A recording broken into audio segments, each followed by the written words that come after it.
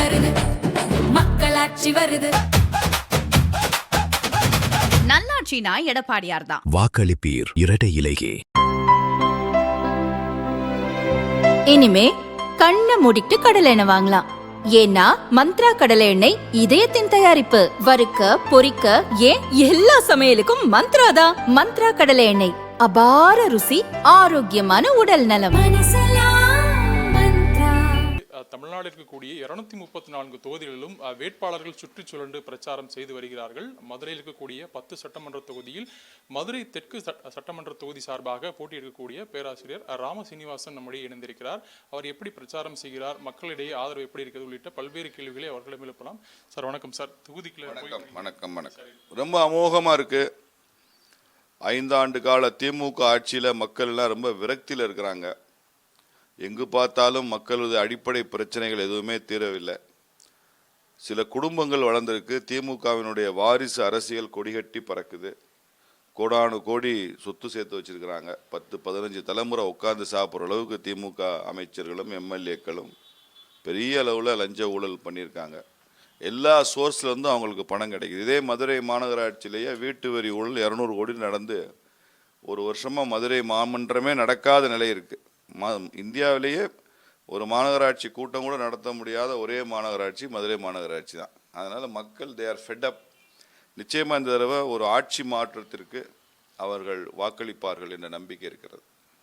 அதே மாதிரி தெற்கு சட்டமன்ற தொகுதியை பார்க்கும்போது ஒரு சின்ன சட்டமன்ற தொகுதியாக இருக்குன்னு நீங்களே சொல்லியிருந்தீங்க. இப்படி போயிட்டா அப்படி வந்தோம்னா தொகுதியை முடிஞ்சிருது அப்படின்னு நீங்கள் ஒரு பிரச்சாரத்தில் சொல்லியிருந்தீங்க. மக்களிடையே அவங்க என்ன விஷயங்கள் அவங்ககிட்ட சொல்கிறாங்க சார்? ஏன்னா ஆல்ரெடி இப்போ சிட்டிங் எம்எல்ஏ பூமிநாதன் தான் இருக்காரு. அவரை சம்மந்தமாக நீங்கள் பேசியிருப்பீங்க. வாக்காளர்கள் என்ன சொல்கிறாங்க? அவங்க குறிப்பாக சொல்லக்கூடிய குற்றச்சாட்டுகள் என்ன இருக்கு சார்? நீங்கள் சமீபத்தில் பார்த்தீங்கன்னா இந்தியாவிலேயே குப்பை நகரம் மதுரை அப்படிங்கிறது தான் தரவரிசை பட்டியலில் முதலிடம் வகித்த ஒரு மாநகரம். 2000 ஆண்டு காலம் வரலாற்று சிறப்பு மிக்க ஒரு மாநகரம்.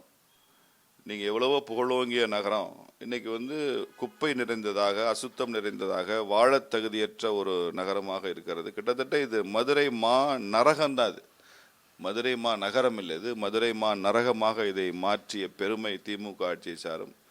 குறிப்பாக தெற்கில் இப்போது இருக்கிற மதிமுக சட்டமன்ற உறுப்பினர் பூமிநாதன் அவர்கள் மேலே ரொம்ப பெரிய அதிருப்தி இருக்கு. ரொம்ப பெரிய அதிருப்தி. ஏன்னா எங்கே போனாலும் பாதாள சாக்கடை பிரச்சனை. அங்கெல்லாம் சாக்கடைகள் ஓவர்ஃபுல் ஆகுது. வீட்டுக்குள்ளே தண்ணி போகுது. கோவில் வாசலில் நான் ஒரு மாரியம்மன் கோயிலுக்கு போனேன். அந்த சாக்கடையில் கால் வச்சு தான் அதற்குள்ளாக நடந்து தான் கோயிலுக்குள்ளே போகணும். அந்தளவு சாக்கடைகள் இருக்கு. நான் கூட கேட்டேன், கோவில் வாசலில் பூக்கடை தானே இருக்கும், இங்கே சாக்கடை இருக்க அப்படின்னா, இது 5 வருஷமாக இதுதான் நிலைமை. ஒரு பெரிய ஒரு பாடு படுறாங்க மக்கள். அது மாதிரி தெருநாய்கள் நடமாட்டம் மதுரையில் நிறைய அதிகமாக இருக்குது. தெற்கு தொகுதியில் கண்ணாபின்னான் இருக்குது. நாய்க்கடி, நாய்களால் விரட்டப்பட்டு நடக்கிற மோட்டார் வாகன விபத்துக்கள் இதுவும் ரொம்ப உச்சத்தில் இருக்குது. அங்கே பெண்கள் சொல்கிற ஒரு சாதாரண பிரச்சனைன்னு நாம் கண்டுக்காக விட்ட முடியாது. அதை கஞ்சா நடமாட்டம், போதைப் பொருள் நடமாட்டம். இன்றைக்கி வீட்டுக்கு வெளியில் வேலைக்கு போன கணவன் டாஸ்மாகில் குடிக்காமல் நிம்மதியாக வீட்டுக்கு வந்துடுவானா, அந்த பெண்ணுக்கு பயம் இருக்குது. பள்ளிக்கோ கல்லூரிக்கோ படிக்க போகிற மகன் கஞ்சாவோ போதை மருந்தோ சாப்பிடாம நிதானமாக வீட்டுக்கு வருவானா, அந்த பயம் இருக்குது. வெளியில் போய் வேலைக்கு போகிற அல்லது படிக்க போகிற பெண் பாதுகாப்பாக திரும்பி வருவாளா, இதுவும் பயமாக இருக்குது. அப்படி ஒரு அச்சமான சூழலில் எந்நேரமும் பதட்டத்திலே வச்சிருக்கு திமுக ஆட்சி மதுரை மக்களை. அதனால் அந்த மாற்றம் வேண்டும். மக்களுடைய பெரிய விஷயமே இந்த சிவிக் இஷ்யூஸ் தான். அவங்களுக்கு நல்ல குடிநீர் கிடைக்கல, சாக்கடை வசதி இல்லை, பாதாள சாக்கடைகளாக ஓவர்ஃபுல் ஆகுது, கஞ்சா குற்றங்கள் அதிகமாக இருக்குது, பெண்களுக்கு பாதுகாப்பு இல்லை, ரவுடிகள் பிரச்சனை ரொம்ப இருக்குது. இந்த மாதிரி சமூக விரோதிகள்லாம் அதிகமாயிட்டாங்க. இதெல்லாம் தான் அவங்களுடைய பெரிய பிரச்சனையாக நினைக்கிறாங்களே தவிர திமுக கடந்த 3 மாதமாக அவங்க விளம்பரத்தில் காமிக்கிற எதுவுமே அவங்களுக்கு அங்கே அவங்களுக்கு அந்த ஃபீலே இல்லை. அவங்க ஆத்திரத்தில் தான் இருக்காங்க கவர்மெண்ட் மேலே. அதே மாதிரி சார், இப்போ கடந்த 2021 தேர்தலாகட்டும், 2016ஆம் ஆண்டு தனித்து எல்லாருமே போட்டிட்டோம். அப்பயுமே ஒரு பெரும்பாலான வாக்குகளை பாஜக பெற்றிருந்து கடந்த பாராளுமன்ற தேர்தலில் நீங்கள் கிளம்புகின்றீங்க. தெற்கு தொகுதியில் வெறும் 3000 வாக்குகள் தான் பின்னாடி 2ஆம் இடம் இருந்தீங்க. இப்போ பாஜகவும் அதிமுகவும் சேர்ந்து இருக்கு. கூட்டணிக்குள்ள எப்படி எந்த அளவுக்கு ஒற்றுமை இருக்கு, எப்படி சார் உங்களுக்கு ஆதரவு தெரியும்? ரொம்ப நல்லா இருக்கு. கூட்டணி வந்து ரொம்ப நல்லா இருக்கு. வர்ற 14ஆம் தேதி எடப்பாடியார் வர்றாங்க, 12ஆம் தேதி பியூஷ் கோயல் வர்றாங்க, அண்ணாமலை அவர்கள் வர்றாங்க, தேசிய தலைவர்கள் எல்லாருமே வர ஆரம்பிச்சிருக்கிறாங்க. பிரச்சாரம் ரொம்ப உச்சத்தில் சூடு பிடிக்க ஆரம்பிச்சிருக்கு. நாங்கள் களம் காண தயாராக இருக்கிறோம். எங்ககிட்ட பயிற்சி பெற்ற ஆயிரக்கணக்கான தொண்டர்கள் இருக்காங்க, நிர்வாகிகள் இருக்காங்க. தேர்தல்னா என்னன்னு தெரியும். விஜய் கட்சி மாதிரி இல்லை. விஜய் கட்சியில் ஒரு பூத்துனா என்ன, BLA 2னா என்ன, BLOன்னா என்ன, எதுவுமே தெரியாது. அது வந்து ஒரு விசிலடிக்கிற கூட்டம். அதனால் சின்னமும் அதையே கொடுத்துட்டாங்க. அதனால் அந்த மாதிரி ஒப்பிடும்போது பாரதிய ஜனதா கட்சி ரொம்ப அட்வான்டேஜியஸ் சுச்சுவேஷனில் இருக்குது. மக்களும் வாக்களிப்பாங்க. நீங்கள் விஜய்னு சொன்னால கேட்குறேன் சார். அந்த நாம் தமிழர் வேட்பாளரும் அதே போல் தாவாக்க வேட்பாளரும் ஒரு குறிப்பிட்ட சௌராஷ்டிரா சமூகத்தை சார்ந்தவங்க, அங்கே அதிகமாக சௌராஷ்டிரா சமூகத்தை சார்ந்தவங்க இருக்கான்னு குறிப்பிடுறாங்க. இப்போ ஓட்டு உங்களுக்கு எப்படி சார் ஸ்பிளிட் ஆச்சுன்னா அது வந்து எந்த அளவுக்கு பாதிப்பு இருக்கு? இது ஒன்றும் இல்லையா. இப்போ உசிலம்பட்டியில் போட்டியிடுற காங்கிரஸ் வேட்பாளரும் அதே சமுதாயம் தான்.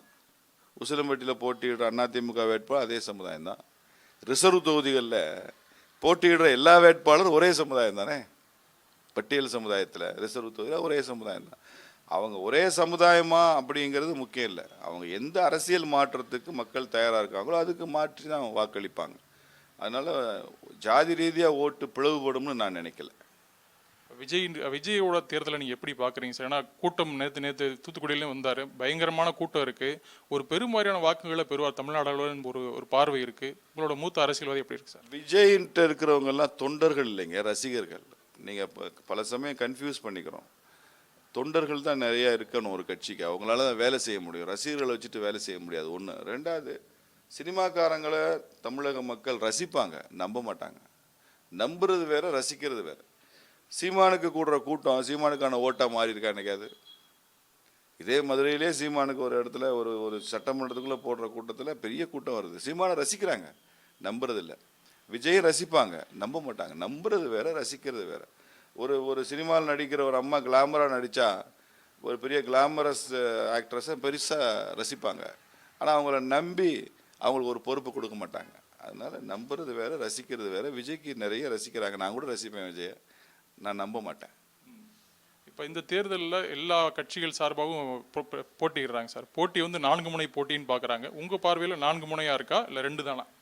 4 முனையெல்லாம் இல்லை. அப்படின்னா 6 முனை போட்டி. 2 சுயேட்சையும் சேர்த்துங்க. மதுரை தெற்கில் 2 சுயேட்சையும் போட்டிடுறாங்க. இன்றைக்கி தான் வேட்பு மனுலாம் வாபஸ். அநேகமாக 6 வேட்பாளர்கள் மொத்தத்தில் நினைக்கிறேன். அப்போ 6 முனை போட்டின்னு சொல்லலாமா? கட்சியில் ஆரம்பித்து வந்தோடனே அது 2 முனை 3 முனைலாம் சொன்னீங்கன்னா என்ன அர்த்தம்? அதனால் அது போட்டி வந்து தேசிய ஜனநாயக கூட்டணிக்கும் திமுக கூட்டணி தான் போட்டி. அதுதான் தமிழகம் முழுக்க, இங்கே மாத்திரம் இல்லை, தமிழ்நாடு முழுக்க அதுதான் போட்டியாக இருக்கும்.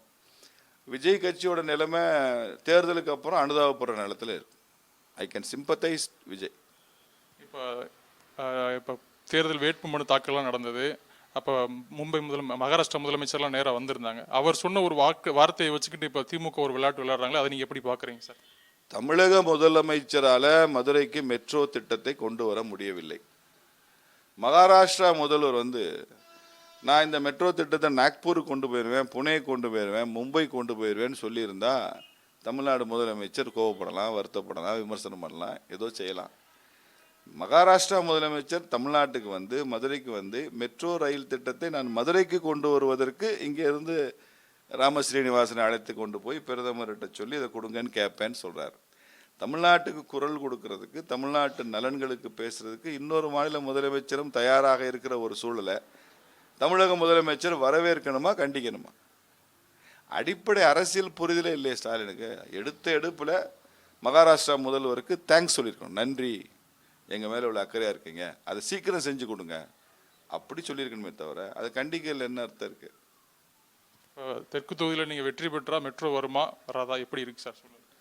அது அவரே சொல்லியிருக்கிறாரு, முதலமைச்சரே சொல்லியிருக்கிறாரு. முதலமைச்சரே தேவேந்திர ஃபட்னவிஸ் அவர்களே சொன்னதுக்கப்புறம் நான் சொல்கிறதுக்கு என்ன இருக்குது? நிச்சயம் வரும். ஏற்கனவே வராது காரணம் தமிழக அரசு சரியான தரவுகளை கொடுக்கல. 20 லட்சம் மக்களுக்கு மேலே உள்ள அந்த பாப்புலேஷன் இருக்கக்கூடியவங்களுக்கு தான் மெட்ரோ ரயில்னு சட்டம் இருக்குது. இவங்க மதுரை மக்கள் தொகையே சரியாக சொல்லலை. ஒரு நாளைக்கு மெட்ரோ ரயிலில் போகிற கம்யூட்டர்ஸ் எவ்வளோ பேர் இருப்பாங்க அப்படின்னு ஒரு கேள்வி இருக்குது. அந்த கேள்விக்கு பதில் சொன்ன தமிழக அரசாங்கம் சென்னை மெட்ரோவில் ஒரு நாளைக்கு எவ்வளோ பேர் போவாங்களோ அதை விட அதிகமாக காமிச்சிருக்கு. இப்போ மத்திய அரசாங்கத்திலிருந்து ஒரு கேள்வி வருது, சென்னை பெரிய நகரமாச்சே, அங்கே மெட்ரோவில் அதிகம் பேரில் போவாங்க, அதை விட குறைவாக தானே மதுரையில் இருக்கும். அது எப்படி சென்னையை விட மதுரையில் அதிகமாக இருக்கும்ன்ற கேள்வி இருக்குல்ல. குறின்னு சொல்லுவோம் இதை. ஒரு ரிப்போர்ட் போகிறப்போ அதில் வரக்கூடிய சந்தேகங்கள் எல்லாம் குறித்து திருப்பி இதுக்கு பதில் வேணும்னு அனுப்புவாங்க. அதுக்கு பேர் குறி. எந்த குறிக்கும் தமிழ்நாடு அரசு பதில் சொல்லலை. அப்புறம் எப்படி சார் கொடுப்பாங்க?